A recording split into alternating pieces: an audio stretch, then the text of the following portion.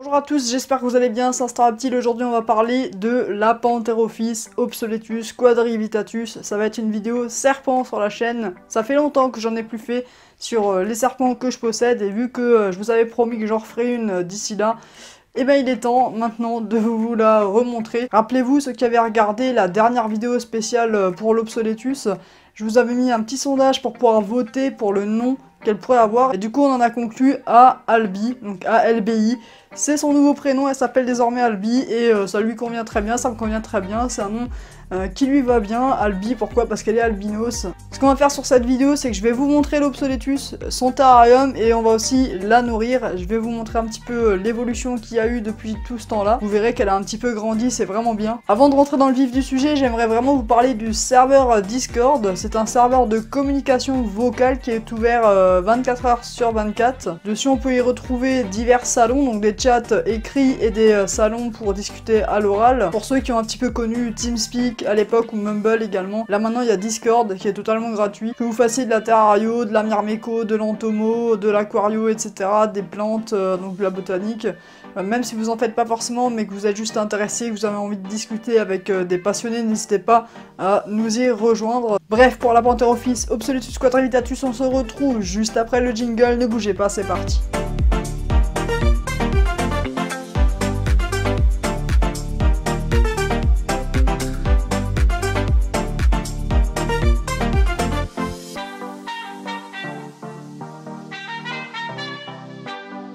Lapanthérophis obsoletus quadrivitatus est dans un terrarium en OSB 3 qui fait 120 par 60 par 60. Le terrarium se situe juste ici.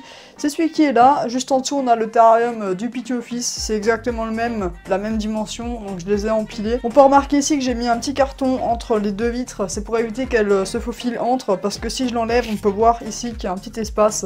Voilà, c'est juste par mesure de précaution, pour éviter, hop, les évasions. À l'intérieur de ce terrarium, j'ai mis une double couche de vernis, donc c'est du vernis pour cuisine et salle de bain. C'est un vernis qui ne va pas dégager de substances chimiques, donc il n'y a aucun risque normalement pour les animaux. En dessous du substrat, il y a une plaque de plexi qui va protéger le câble chauffant, parce que j'ai un câble chauffant qui se situe à peu près jusqu'ici. Le point chaud du terrarium qui doit se situer aux alentours de 27 degrés pour Lapanthérophis obsoletus quadrivitatus. Le câble chauffant est contrôlé par un thermostat digital Trixie qui est vraiment très bien. Pour moi, c'est un des meilleurs thermostats.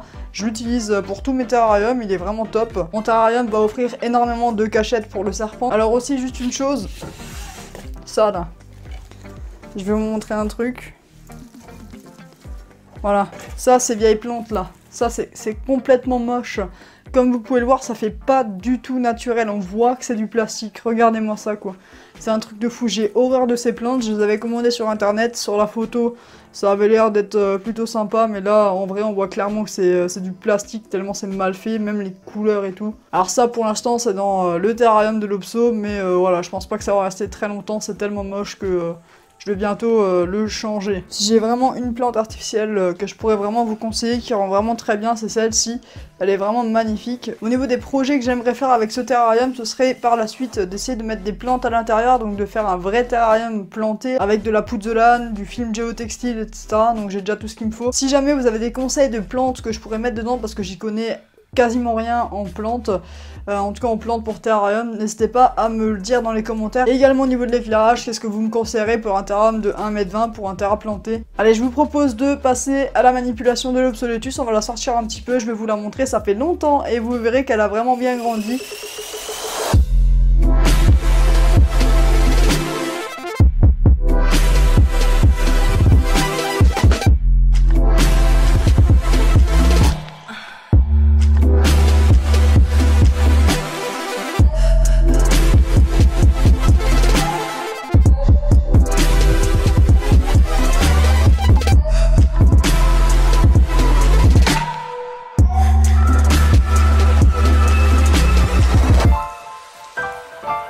Voici Albi, Lapanthérophis obsoletus quadrivitatus juvénile albinos, au vu de sa couleur, donc elle est NC 2017, voilà, elle est vraiment magnifique, regardez, elle est juste ici.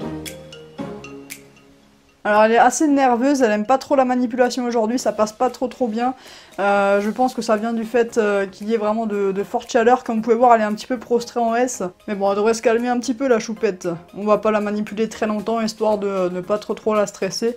Elle est vraiment magnifique, hein. Vous pouvez voir que par rapport à la dernière fois, elle a vraiment très bien grandi. On peut voir qu'elle a vraiment pris en épaisseur depuis la dernière fois, et puis elle a aussi pris pas mal en longueur. Je la manipule au dernier tiers du corps, parce qu'elle a horreur de se faire tenir en fait, ou toucher au reste du corps. Elle est pas trop habituée à la manipulation. Faut savoir que mes serpents, je les manipule quand même relativement rarement. Et en plus là, avec les températures, forcément, elle est beaucoup plus nerveuse. Du coup, bah, comme vous pouvez le voir, elle est en S. Au niveau de son pattern, c'est en train de tirer légèrement vers le jaune ocre, un petit peu. On voit qu'il y a encore un tout petit peu de beige à certains endroits. En grandissant, elle va devenir peut-être de plus en plus foncée, avoir un jaune un petit peu plus prononcé. Au niveau de son caractère en terrarium, elle est quand même moins farouche qu'au début, elle se planque moins.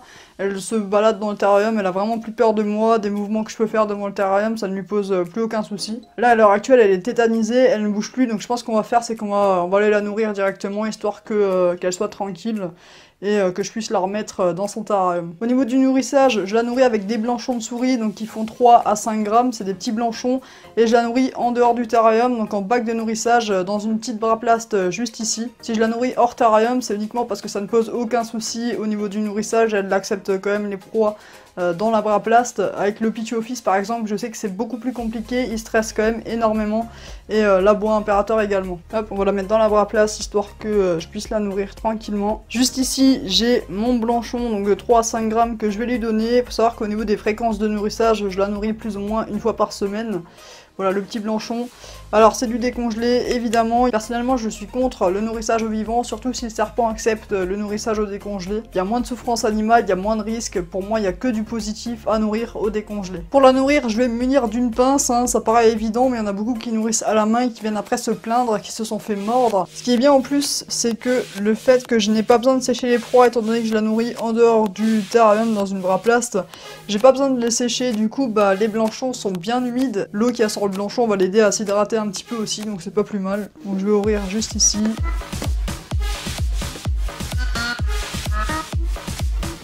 Et pour qu'elle aille taper, je vais la faire sortir.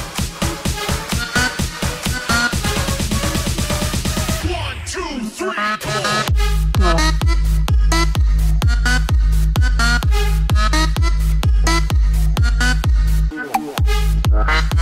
On peut voir qu'elle ne m'a pas fait de constriction, donc c'est assez habituel chez les serpents qui sont assez jeunes, ils vont vraiment juste choper la proie et essayer de l'avaler directement. Alors là c'est assez drôle parce qu'elle est en train d'essayer de l'avaler par le côté, et elle galère un petit peu. Mais bon, je pense qu'elle va vite réfléchir et essayer de l'avaler par devant, ou par derrière.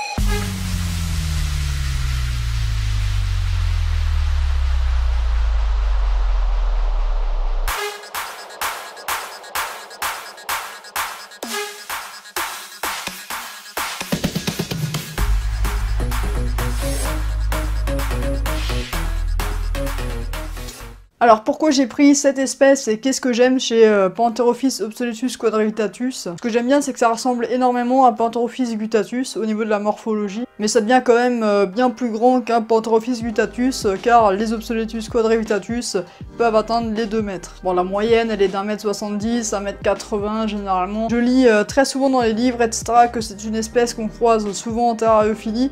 Alors moi je n'ai quasiment jamais croisé d'obsoletus, c'est assez rare que j'en vois, je vois quasiment que du Pantherophis guttatus. Son caractère est un petit peu plus trempé que Pantherophis guttatus, en tout cas c'est mon impression. Après c'est peut-être le spécimen en lui-même qui fait que, parce que j'ai déjà eu des échos de personnes qui en maintiennent de l'obsoletus et qui ont des bêtes vraiment très cool. C'est une espèce aussi qui va être très active au coucher du soleil et parfois le matin également au lever du soleil. La vidéo touche déjà à sa fin, n'hésitez pas à checker les réseaux sociaux, donc le Twitter, le groupe Facebook et le serveur Discord comme je vous en ai parlé en début de vidéo. Dites-moi en en commentaire quel serpent vous aimeriez que je montre dans la prochaine vidéo de Labo Imperator ou du Pityophis Melanoleucus melanoleucus. J'espère que les petites nouvelles sur la Pantherophis obsoletus quadrivitatus qui se nomme désormais Albi vous auront plu. Bref, sur ce, c'était Instant Reptile et surtout n'oubliez pas, avec Instant Reptile, détendez-vous, rien qu'un instant. Ciao.